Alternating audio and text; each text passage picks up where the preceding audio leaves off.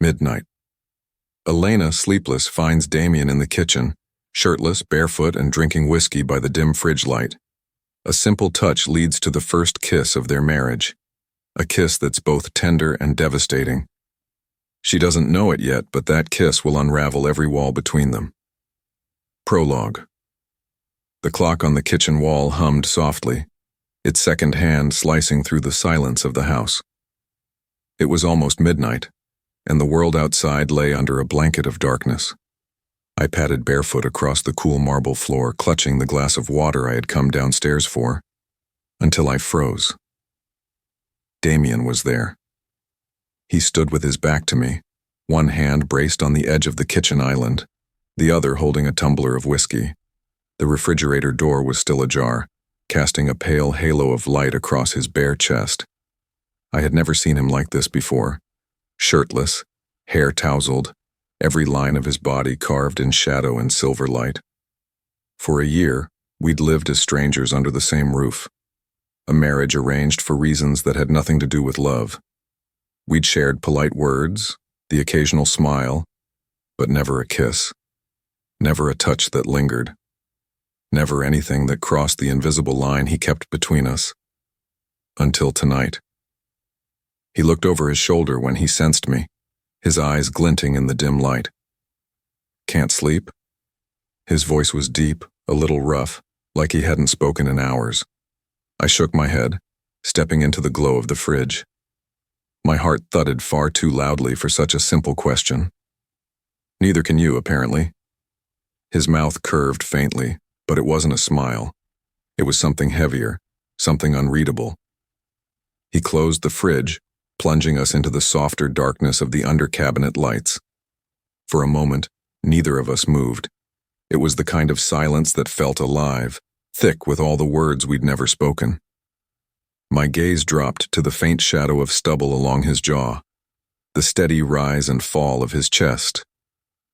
I told myself to turn around, to go back upstairs, to keep things as they'd always been. But then, he stepped closer. Elena. My name sounded different on his lips.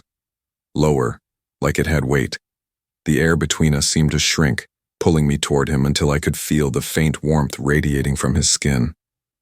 I didn't know if I moved first or if he did, only that the next heartbeat brought us closer, close enough for the scent of his cologne, spiced and faint, to curl around me. And then, without warning, his mouth touched mine.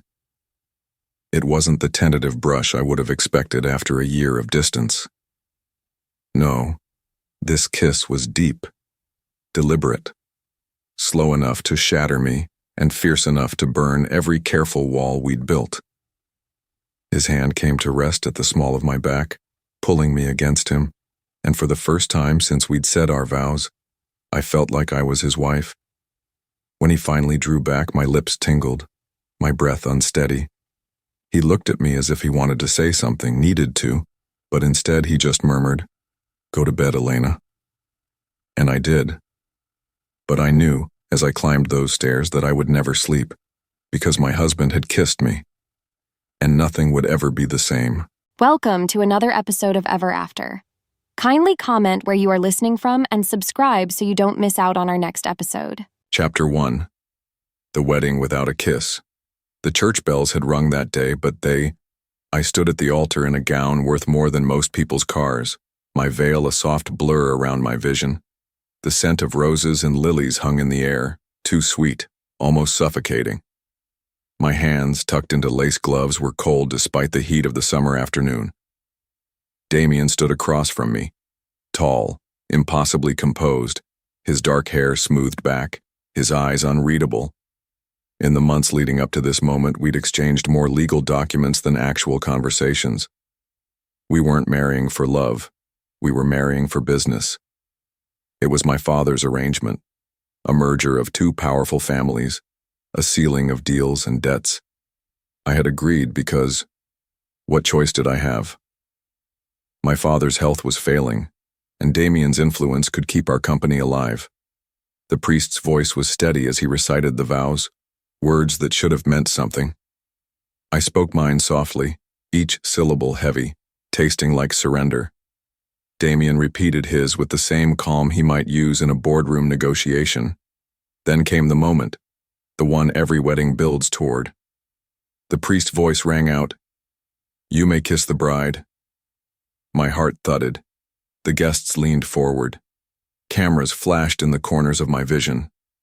Damien's eyes held mine for a second, only a second, before he gave the smallest, most polite smile.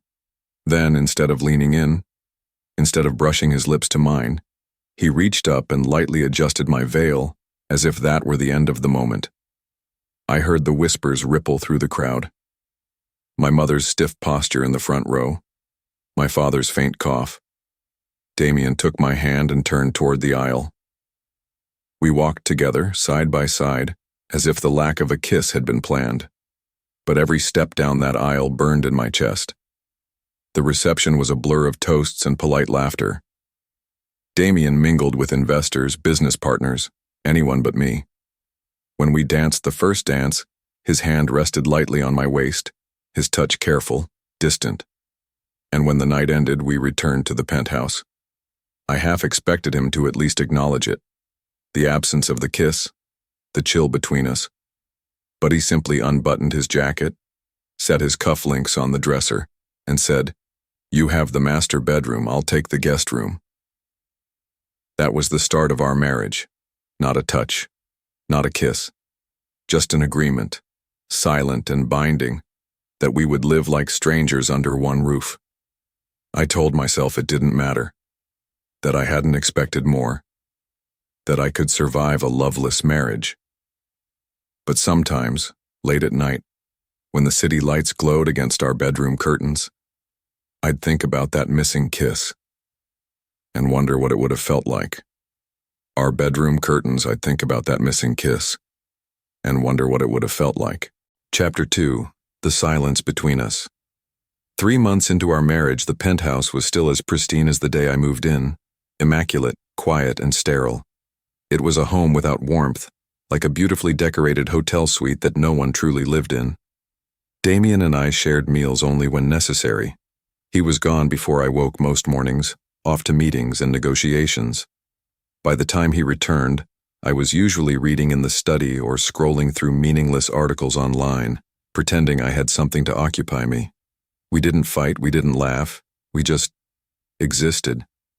Sometimes I caught myself watching him from the kitchen doorway when he came home, how he loosened his tie, how his jaw clenched when he read emails, how his dark eyes scanned a room like he was always calculating something. It wasn't attraction, I told myself, just curiosity about a man who seemed made of stone. One rainy Tuesday evening, I decided to make dinner, a real one, not the catered meals he preferred. The rain had been falling all afternoon, streaking the glass windows with silver trails. The city lights blurred outside, like the world was a watercolor painting left out in the storm. I'd just finished setting the table when Damien walked in. His suit jacket was damp, his tie loose, hair slightly disheveled from the wind. It was the most uncomposed I had ever seen him. "Dinner?" I asked, my voice tentative. He glanced at the table, then at me. His eyes flickered briefly, but whatever emotion passed through them was gone too quickly to catch. "I've already eaten," he said, walking toward his study without another word. The door clicked shut. I sat down alone and ate the meal I'd cooked, each bite tasting like disappointment. Later that night, I heard his voice through the study door, low, measured, speaking to someone over the phone. I caught fragments. "No, she doesn't. That wasn't the agreement. Keep it discreet." I pressed my back to the wall, my mind spinning with questions I didn't have the courage to ask. When he finally emerged, his expression was unreadable. He passed me in the hallway, his cologne lingering in the air. "Good night, Isabella," he said, as if we were two polite strangers in separate hotel rooms. I watched him disappear into the guest room and close the door. That was how our marriage functioned, minimal contact, maximum distance. But that night, as I lay in bed listening to the storm outside, I realized something unsettling. The silence between us wasn't comfortable anymore. It was starting to feel like pressure, heavy, suffocating, and impossible to ignore. And though I didn't know it yet, something was about to happen that would shatter that silence forever. Chapter 3. The First Crack. 2 weeks passed before I saw him in the kitchen again. It was late, a little after 11, and I couldn't sleep. The rain had stopped, leaving the air cool and heavy with the scent of wet pavement. I padded barefoot into the kitchen, intending to make tea only to freeze in the doorway. Damien was there. He stood at the counter in a half-unbuttoned shirt, sleeves rolled to his forearms, a tumbler of amber whiskey in his hand. His tie was gone, and for the first time he didn't look like the untouchable, perfectly controlled man I'd married.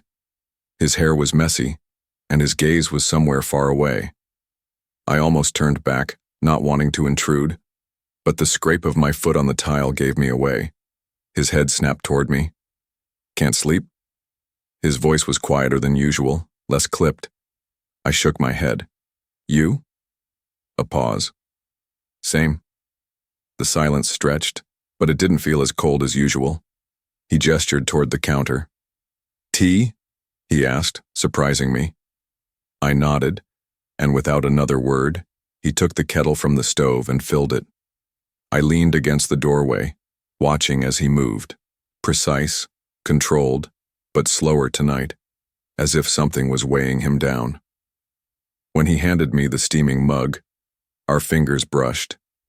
Just a light touch, but it was enough to send a strange jolt through me. I don't think he noticed, until our eyes met. There was a shift in his gaze. Not a softening exactly, but awareness. A flicker of something almost dangerous, like a warning and a question all at once.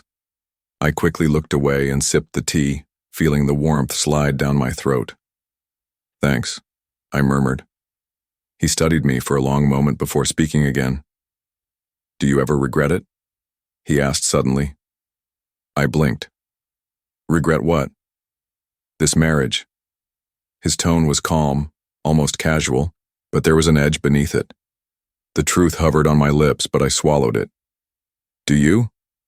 His mouth tilted, not quite a smile, not quite a frown. "I don't waste time on regret." We stood there, the distance between us small but full of unspoken things. The city lights spilled through the window, painting his face in silver and shadow. And in that moment, I had the wild thought that maybe he wasn't as untouched by our marriage as he pretended. Then just as quickly, he stepped back. "Good night, Isabella." And he walked away, leaving me alone with my tea and the echo of a conversation that had barely begun.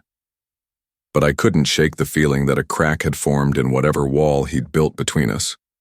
Small, almost invisible, but there. And cracks, no matter how small, have a way of spreading. Chapter 4. Nowhere to run. The rain returned with a vengeance 3 days later, thick sheets slamming against the windows, the wind howling like it was trying to break into the penthouse. Damien and I had been circling each other for weeks now, speaking when necessary, pretending the silences weren't loaded. But that night, fate, or maybe just bad weather, cornered us. The elevator stopped working just before dinner. The building staff apologized, but repairs would take hours, maybe until morning. Normally, Damien would have found a reason to leave, to vanish into whatever business empire kept him up at all hours. But the storm grounded him, and me. The sound of the storm made the apartment feel smaller. I busied myself in the kitchen, chopping vegetables for soup, trying to pretend I wasn't acutely aware of him in the living room. He was sitting on the couch, laptop open, but every so often I felt his gaze, like a brush of heat across my skin. When the power flickered, I froze mid-chop. "Backup generators will kick in," Damien said without looking up. "Don't worry." "I'm not worried," I lied, setting the knife down. "Just thinking." He closed the laptop with deliberate slowness. "About?" I hesitated. "About how strange this is. Being here with you. Trapped." His brows lifted slightly. "Strange. Or uncomfortable." Both, I admitted. His gaze held mine, steady and unreadable, and for a moment I thought he might actually say something real. Instead, he rose and crossed to the kitchen, stopping just close enough that the air between us felt charged.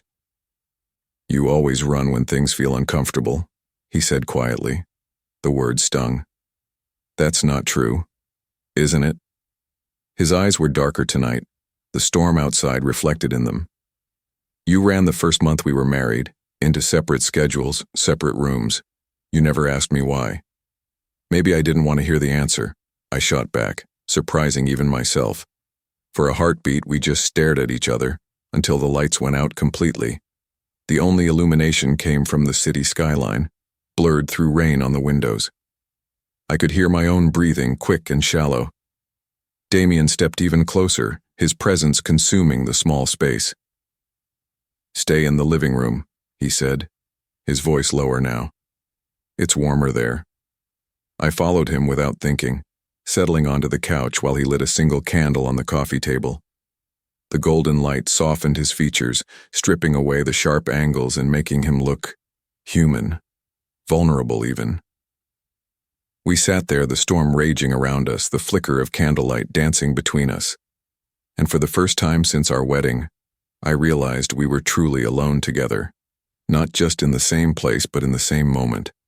No business calls, no polite excuses, nowhere to run. Chapter 5. The question I couldn't swallow. The candle burned low, casting shadows that seemed to pulse with the rhythm of the rain. Damien leaned back on the couch, one arm draped over the backrest, the other resting on his knee. He looked almost relaxed, but I knew better.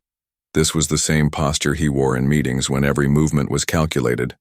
I wrapped my arms around my knees, the blanket he'd tossed me pooling in my lap. The heat between us wasn't from the candle or the blanket, it was from the silence. Thick, restless silence. Finally, I blurted it out. "Why did you marry me, Damien?" His gaze flicked to mine, sharp enough to cut. "You've asked before." "No," I said, shaking my head. "I've wondered before, I've never actually asked." He didn't answer right away. The rain filled the space between us, a steady drumbeat on glass. His eyes softened for a fraction of a second, and I caught a glimpse of something, hesitation, regret, before it vanished. "I needed a wife," he said flatly. The words landed like ice water. "And I was convenient? You were suitable." I laughed, but it came out brittle. "That's romantic." His jaw tightened. "You think I don't know what you wanted? That you didn't walk into this with your own reasons?" "That's not the same thing," I snapped. "I never asked for love, Damien. I didn't expect to feel invisible." His eyes flashed and he leaned forward, his elbows on his knees. "Invisible? I see you more than you think." "Then why won't you touch me?" The question broke out of me before I could stop it, hanging in the air like lightning waiting for thunder. "Why won't you kiss me? Not even once. Not on our wedding day. Not after. Not ever." The storm outside roared, rattling the windows, but the only thing I heard was his quiet inhale. He didn't answer right away. Instead, he reached for the candle, turning it slightly so the flame flickered higher. The shadows on his face deepened. "Because once I do, there's no going back." I stared at him, pulse thundering in my ears. "What's that supposed to mean?" "It means," he said slowly, "that some lines, once crossed, can't be uncrossed. And I don't know what will happen to us when we cross them." For a long moment, we just looked at each other, the storm crackling outside, the candle between us burning like it knew a secret. I wanted to push him, to demand the truth he was holding back. But instead, I stayed silent, because a part of me was terrified of the answer. And yet, deep down, I knew it was coming. Chapter 6. The darkness between us. The storm outside roared like an uninvited guest, rattling the windows and howling through the cracks in the old house. I was still curled on the couch, Damien's last words echoing through my head. "Once I do, there's no going back." Before I could form a response, the lights flickered, then died. Complete darkness swallowed the room. The hum of the refrigerator in the kitchen faded, the gentle tick of the wall clock silenced. The only light came from the single candle, its flame shivering in the sudden void. Damien's voice broke through the dark. "Stay there." I heard him move, his footsteps steady and deliberate on the hardwood. A cupboard door creaked, followed by the faint clink of glass. I stayed perfectly still, afraid that if I moved, the moment would shatter. Then, his voice, closer than I expected. "Here." Warm fingers brushed mine as he passed me another candle.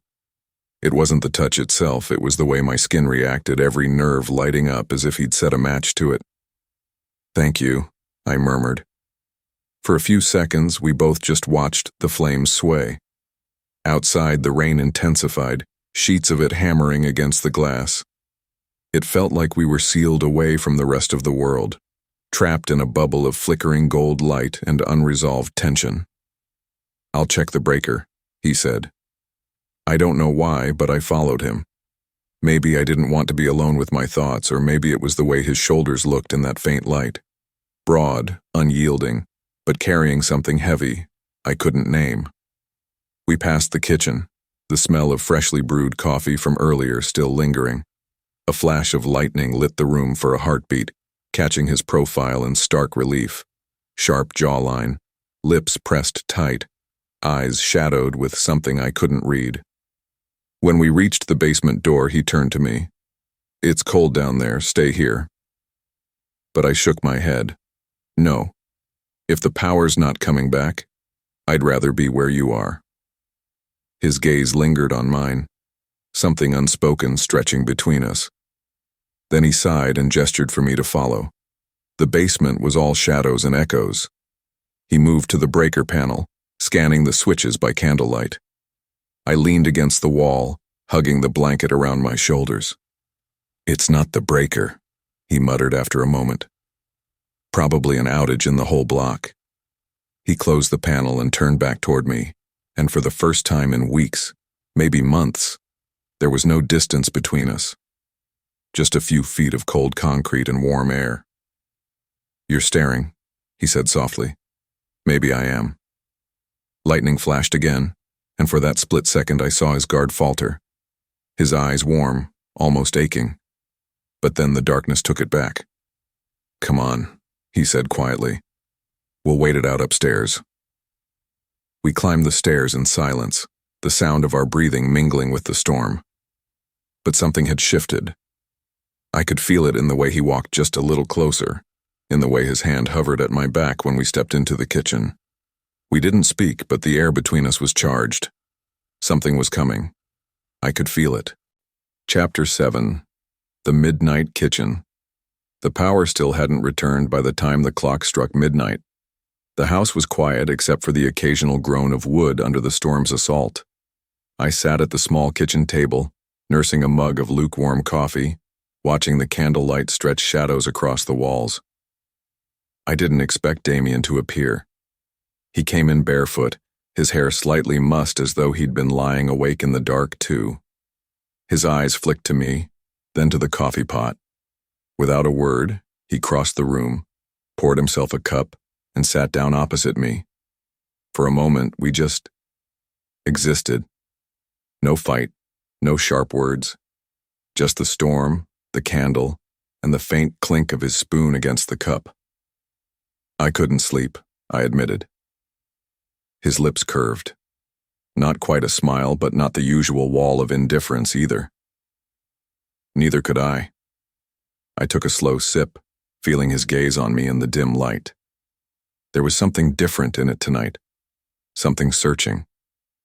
When I finally looked up, our eyes locked, and I realized I was holding my breath. He set his coffee down, leaning back in his chair. "Do you remember the first night you stayed here? Before the wedding?" "Yes." My voice was softer than I intended. "You were making tea in this kitchen. You burned your hand on the kettle, and I—" He trailed off, his expression unreadable. "You took my hand," I finished for him, the memory washing over me. Ran it under cold water. You didn't say much, but you didn't let go until you were sure it was fine. Something flickered in his eyes. I wanted to kiss you that night. The words slammed into me like the crack of thunder outside. My grip tightened on the mug. But you didn't. His gaze didn't waver, because once I did, I wouldn't have been able to stop. The air between us thickened, pulsing with unspoken things. My heartbeat was loud enough to drown out the storm. He leaned forward slightly, his hands resting on the table, his body language drawing me in without a single step. I didn't know which of us moved first. All I knew was that suddenly the table wasn't enough of a barrier. I stood and he mirrored me, and in the flicker of candlelight I saw the shift, the breaking of something in his guarded expression. The kitchen felt too small, the air too thin. When he reached up, his fingertips barely grazing my jaw, I felt my knees weaken. "This changes everything," he murmured. "I know." And then, for the first time in our marriage, Damien kissed me. It wasn't soft. It wasn't tentative. It was years of withheld emotion, of unsaid words and stolen glances pouring into a single moment. The storm raged outside, but in that kitchen, I felt nothing but heat. When we finally broke apart, we didn't speak. We didn't need to. But I knew, whatever this was, whatever it meant, it had just rewritten the rules of our marriage. Chapter 8. The morning after. Sunlight spilled across the kitchen floor, chasing away the storm's shadows. I stood at the sink, rinsing a mug I didn't remember using, while the echo of last night's kiss kept replaying in my mind. Over and over, like a song I couldn't turn off. I heard Damien before I saw him. His footsteps were slow, deliberate, the way someone moved when they were already thinking too much. He appeared in the doorway, his hair damp from a shower, his white shirt unbuttoned at the collar. My chest tightened at the sight. "Morning," I said, my voice more cautious than casual. "Morning." He poured himself coffee, not looking at me right away. The familiar, infuriating coolness was back, but it felt forced, like he was holding it in place the way you'd hold a door shut during a storm. I waited for him to mention it, to say anything about what had happened. But he didn't, and the silence pressed on me like weight. Finally, I set the mug down with more force than necessary. "Are we going to talk about it?" He froze mid-sip. His eyes lifted to mine, unreadable. "About what?" The flicker of hurt was instant and hot. "Don't do that, Damien. Don't pretend you don't know." He sighed, setting the cup down and leaning against the counter. "I know." His voice was low, strained. "I just don't know what you want me to say." I stared at him, frustration warring with hope. "Last night," my voice caught, but I pushed through. "You kissed me. For the first time in our marriage, you kissed me like you meant it." His jaw tightened. "I did mean it." "Then why does it feel like you're trying to take it back?" He didn't answer right away. He just looked at me, really looked at me, as though he was weighing whether telling me the truth would ruin everything. "Because once I start wanting you," he said finally, "I won't be able to stop, and I'm not sure I'm the kind of man you should give your heart to." My pulse stumbled. "You don't get to decide that for me." His lips curved in the faintest, saddest smile. "Don't I? When the truth about me comes out, you'll wish I had." The words chilled me. But even as my mind screamed to demand answers, my heart knew this wasn't the moment he would give them. Damien was a man who built walls for a reason, and last night had cracked one wide open. I wasn't about to let him seal it again. I stepped closer, until I was standing right in front of him. "I'm not scared of the truth, Damien. I'm scared of you shutting me out." He didn't move, but I saw the fight in his eyes, the war between wanting to pull me in and needing to keep me away. And in that silence, I realized something. Whatever had happened last night wasn't an accident. It was the beginning of something he was terrified to admit he wanted. The coffee went cold between us, but the tension burned hotter than ever. Chapter 9. The Interruption. The conversation with Damien was still lingering in my mind when the doorbell rang. Sharp, insistent. It startled me enough that I nearly dropped the dish towel in my hands. Damien's expression shifted instantly, from guarded vulnerability to something far more dangerous. His eyes narrowed, and in one fluid motion, he was moving toward the foyer. "Stay here," he said without looking back. It wasn't a suggestion. The air seemed to thicken as I trailed a few cautious steps behind anyway. I wasn't about to let him shut me out of whatever this was, not after last night. He opened the door, revealing a man I didn't recognize. Mid-30s, unshaven, with eyes that flicked to me before landing back on Damien. There was tension in the way he stood, like someone prepared to either run or fight. "We need to talk," the stranger said. Damien's body blocked most of the doorway. "Not here." His tone was low, lethal. The man glanced over Damien's shoulder at me again, curiosity sparking in his gaze. "So this is the wife." My skin prickled. "Wife?" He'd said it like it was something worth testing, something fragile. Damien's voice turned cold steel. "Leave her out of this." Hard to do, considering. "That's enough," Damien snapped, stepping outside and pulling the door shut behind him. I stood frozen, my heartbeat thundering in my ears. Their voices were muffled now, just fragments of tension seeping through the door. "Not safe. You shouldn't have come here. It's too soon." Too soon for what? I pressed my palm against the door, straining to hear. The voices dipped lower, and then the sound of footsteps, Damien's firm and clipped, approached again. When he stepped back inside, his jaw was tight, and his hands were shoved deep in his pockets. He didn't meet my eyes right away. "Who was that?" I asked. "No one you need to worry about." I laughed without humor. "You really think that's going to work? Damien, someone shows up here looking like trouble, and you expect me to just—" I said, "It's not your concern." His voice rose sharper than before, but beneath it, I caught the faint tremor of something else. Fear. That stopped me. I'd never seen Damien afraid, not of anything. And now he was hiding it from me like it was a secret he couldn't afford for me to know. "I'm your wife," I said quietly. "If something is coming for you, for us, I deserve to know." His eyes met mine then, a storm swirling behind them. "The moment I tell you, you'll never look at me the same way again." I held his gaze, my chest tight but my voice steady. "Then tell me anyway." For a long second, he didn't move. Then, without a word, he turned away, retreating into the shadows of the hallway, taking whatever truth he carried with him. But I knew one thing for certain. The kiss in the kitchen had cracked open a door between us, and no amount of secrets or strangers at our doorstep could close it now. Chapter 10. Cracks in the Silence. I didn't see the stranger again, but his presence lingered like a shadow in every room. Damien was quieter than usual that night. Not the comfortable quiet I'd once thought was simply his nature, but a charged silence, heavy with words unsaid. We sat at opposite ends of the dining table, the space between us feeling more like a canyon than a stretch of polished wood. I pushed the food around my plate, my appetite gone. Halfway through dinner, Damien's phone buzzed. His hand twitched toward it, but instead of answering, he flipped it over. "Who was it?" I asked, keeping my tone light.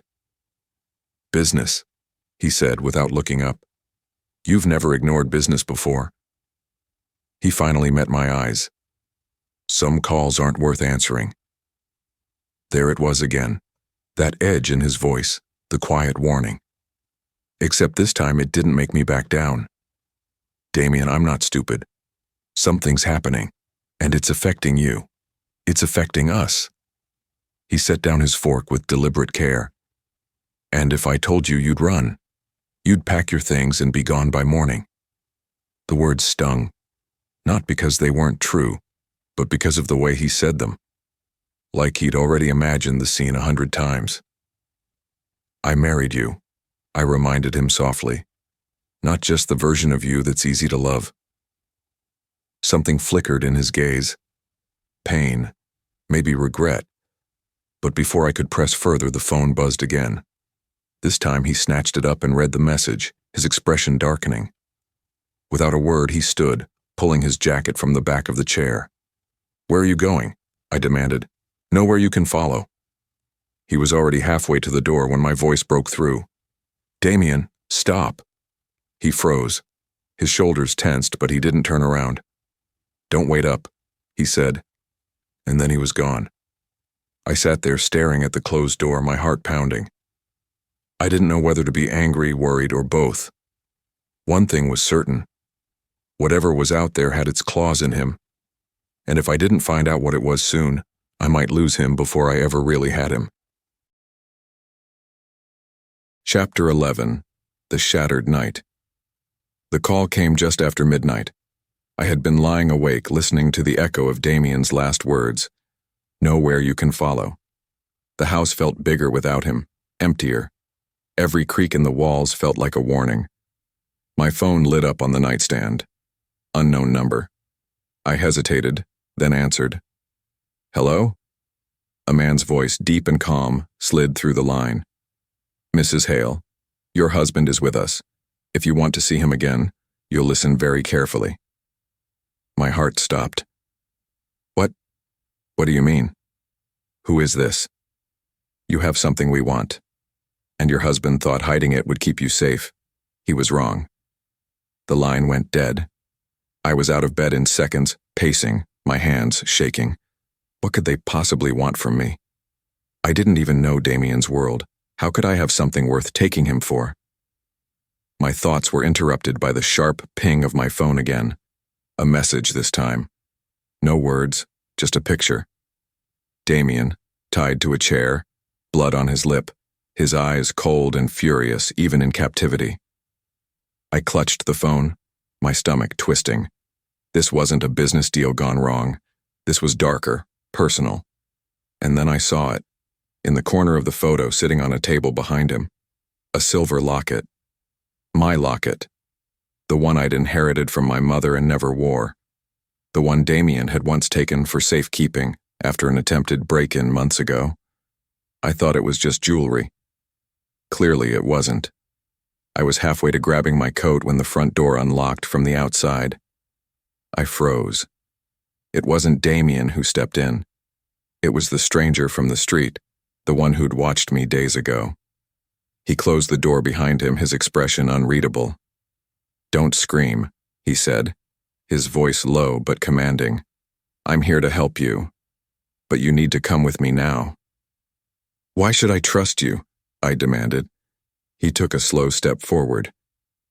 "Because I'm the only one who knows where they've taken your husband, and I'm the only one who can get him back alive." Chapter 12. Into the Lion's Den. The stranger's words hung in the air, heavy and dangerous. I stared at him, my mind running through every crime thriller I'd ever seen. Step 1. Don't trust the mysterious man who breaks into your house in the middle of the night. But then, Damien, bound to a chair, blood on his lip. That image burned in my head until it swallowed every other thought. "What's your name?" I asked. "Lucas," he said simply, his eyes never leaving mine. "And before you ask, no, I'm not one of them. I owe your husband a debt. Tonight I pay it." He held out his hand like we were making some unspoken pact. "You have the locket?" I hesitated. "It's hidden."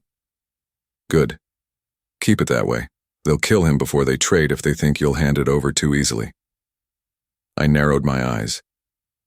"You seem to know a lot about them." His jaw tightened. "Because I used to be one of them." I froze. The silence between us was sharp enough to cut. My instincts screamed to throw him out, to lock every door. But my heart, the part tethered to Damien despite the cold walls between us, wouldn't let me. "Where is he?" My voice was thin but steady. Lucas stepped closer, lowering his voice. "Warehouse near the docks. But it's not just about getting him out. It's about making sure they can't come after you again. You mean killing them? I said, my pulse racing. He didn't deny it. He just studied me for a long moment, then said, "You have 10 minutes to decide. If you come, you follow my lead. If you stay..." He glanced toward the photo on my phone. "Well, you already know what happens." The drive to the docks felt like stepping into another life. A darker one, where shadows swallowed light and danger had a face. Lucas didn't talk much, only breaking the silence to tell me when to duck as we passed through certain streets. When we finally pulled up, the place looked abandoned. Rusted metal siding, broken windows, a door hanging crookedly on its hinges. Lucas cut the engine. "They'll have lookouts. Stay behind me no matter what you hear. And if something goes wrong, run." "Leaving Damien isn't an option," I said. His lips twitched in something like approval. "Then let's go." We slipped through the shadows, the smell of salt water and oil heavy in the air. Somewhere inside, muffled voices and the scrape of chairs echoed. Lucas stopped suddenly, pressing me against the wall. His breath was warm against my ear. "2 men by the entrance. Wait here." Before I could answer, he vanished like smoke, reappearing seconds later with both guards unconscious at his feet. We moved deeper inside. My pulse was so loud it drowned out my footsteps, and then I saw him. Damien, bruised, bound, but alive. His head jerked up, his eyes widening when they met mine. A flash of something, relief, fear, lit in them. But before I could take a step toward him, a voice boomed from the shadows. "Well, well, looks like the wife brought us a bonus." Chapter 13. The Final Move. The voice was deep and cold, dripping with the kind of authority that didn't need to be shouted to be dangerous.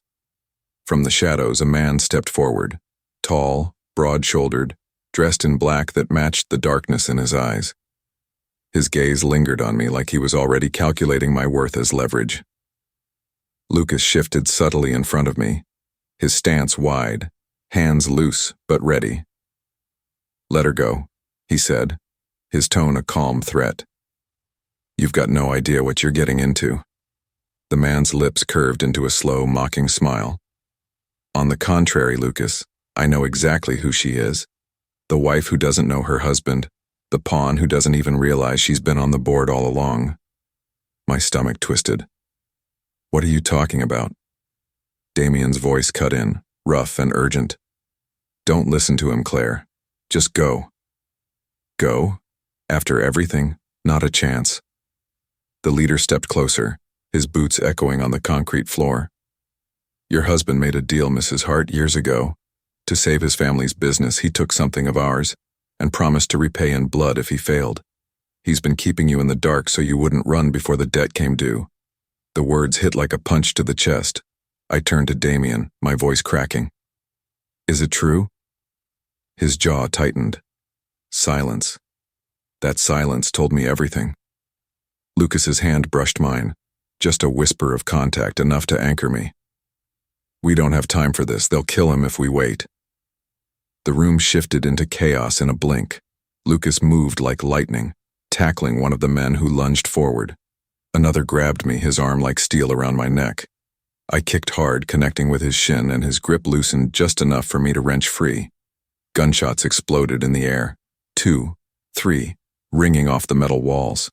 I hit the ground, crawling toward Damien, who was straining against his bonds. "Claire." His warning came too late. The leader's shadow loomed over me, and the click of a safety being released sent ice through my veins. But then, another shot. Louder. Closer. The leader's expression went slack before he crumpled, revealing Lucas behind him, gun still smoking. "Up!" Lucas barked, slicing through Damien's ropes with a knife he seemed to produce from thin air. Damien was on his feet instantly, pulling me behind him as more men spilled into the room. Lucas fired again, his aim unerring, but there were too many.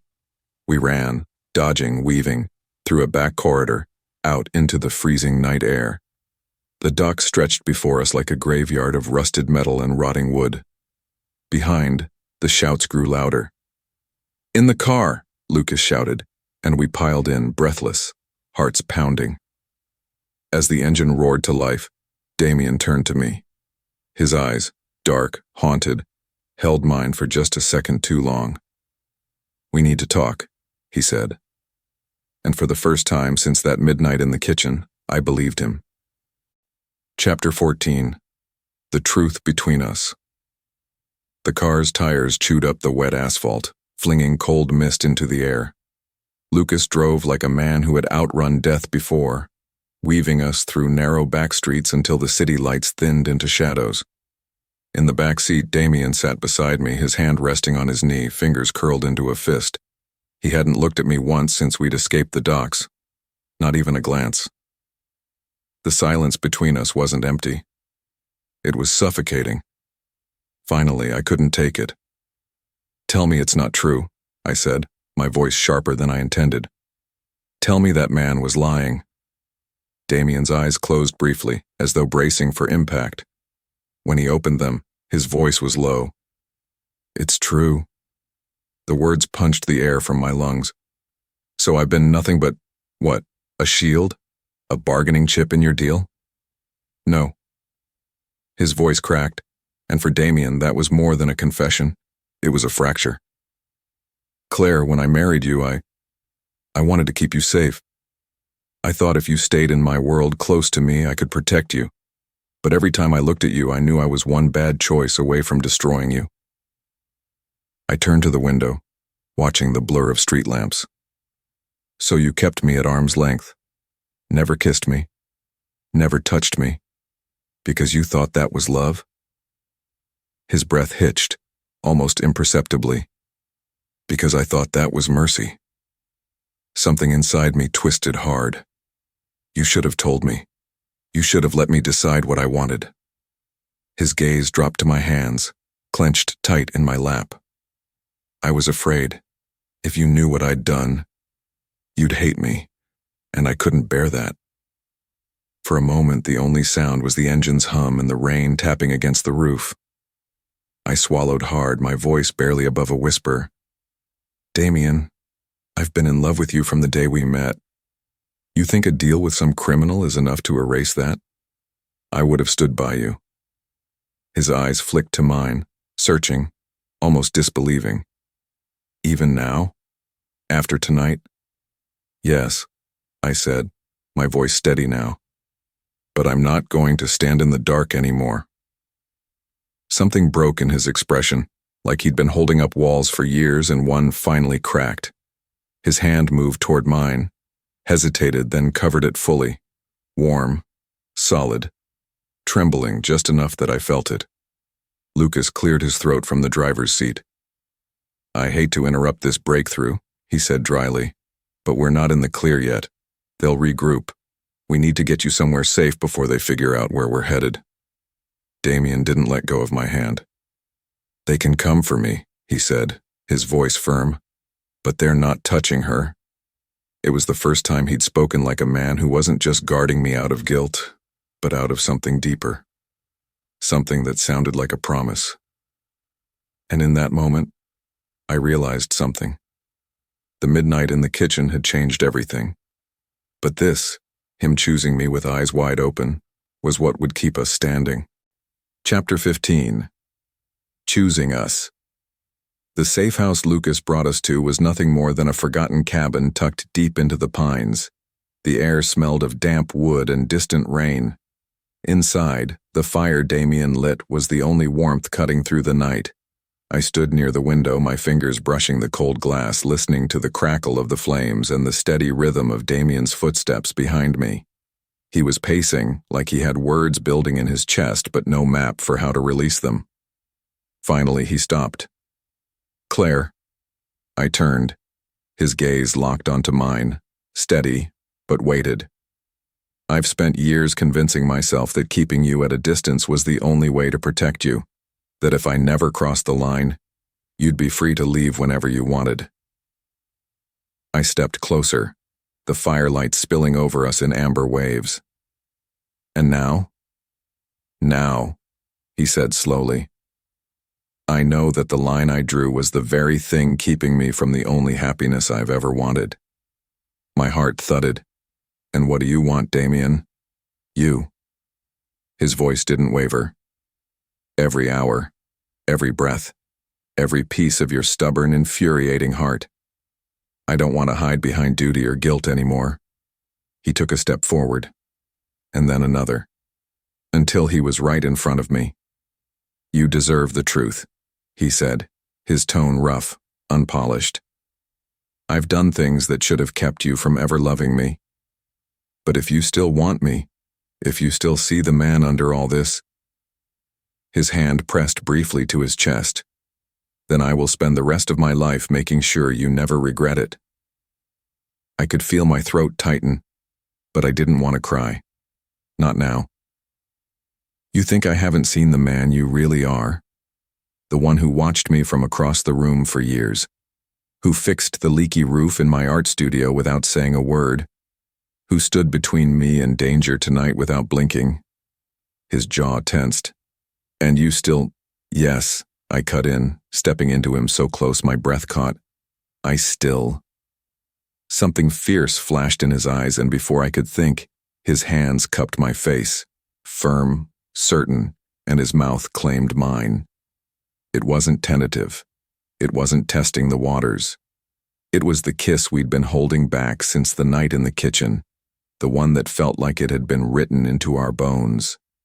My hands gripped his shirt, feeling the rapid beat of his heart under my palms. When he finally pulled back, his forehead rested against mine. You're not getting rid of me, he murmured. A faint smile touched my lips. Good, because I'm not letting go. Lucas's voice carried faintly from the next room, muttering something about making coffee, but neither of us moved. The fire snapped, sending sparks upward, and outside the rain softened to a gentle drizzle. The danger wasn't gone. The people who wanted to hurt him, and by extension me, were still out there. But for the first time, I felt like we weren't just surviving. We were choosing each other, fully, without the shadows between us. And if they came for us again, they'd find us standing together, as husband and wife. At last. Epilogue. 6 months later. The gallery smelled faintly of fresh paint and lilies, Lucas's doing, of course. He was still the quiet shadow at our backs, but now he smiled more, as though he'd taken personal satisfaction in seeing us whole again. The evening was buzzing with voices. Couples milled through the main room, sipping champagne, pausing to admire my work. 6 months ago, the thought of displaying my paintings would have terrified me. Tonight, I felt unshaken, because Damien was here. He stood across the room. Dark suit crisp, tie loosened just enough to look dangerous in that effortlessly magnetic way only he could pull off. But when our eyes met, he wasn't the unreadable man I'd once married. He was mine, warm, unguarded in a way that still stole my breath. As I moved to greet a couple by one of the larger canvases, I caught Damien watching me like I was the only thing in the room. It was the same look he'd given me that night in the kitchen, just before the kiss that changed everything. The hum of conversation paused briefly when he crossed the room to my side. He slid an arm around my waist and pressed a kiss to my temple. It wasn't showy, but it was a quiet declaration that every woman in the room seemed to notice. "You're glowing," he murmured so only I could hear. "That's because I'm happy," I said, smiling. "And maybe a little because you've been feeding me chocolate-covered strawberries all night." He chuckled under his breath. "Whatever it takes." We didn't need to talk about the trial, or the threats, or how he'd dismantled the network of men who'd wanted him, and me, gone. That chapter had closed with a satisfying slam. There were still shadows in his world, but we had learned how to walk through them together. At the far side of the gallery, the painting I'd saved for last drew a small crowd. It was the kitchen scene, not exact, but close enough to the memory. The dim light, the open fridge casting its soft glow, two silhouettes leaning toward each other as though pulled by something inevitable. Damien studied it for a long moment. When his gaze returned to mine, there was that hint of wonder again, the one I'd first seen after our midnight kiss. "That was the night," he said softly. "The moment everything changed." I reached for his hand, lacing my fingers through his. "No," I whispered back. "That was the night everything finally began." And just like that, in the middle of the room with people all around us, he kissed me. Slow and sure, without hesitation. A kiss that didn't care who saw. The applause for my art rose around us, but all I heard was the steady beat of his heart against mine. The life we'd chosen, the life we'd fought for, and the promise that this, us, was forever. Thank you for staying till the end. If you enjoy the video, please hit the like button, share, and comment. We'll love to hear from you.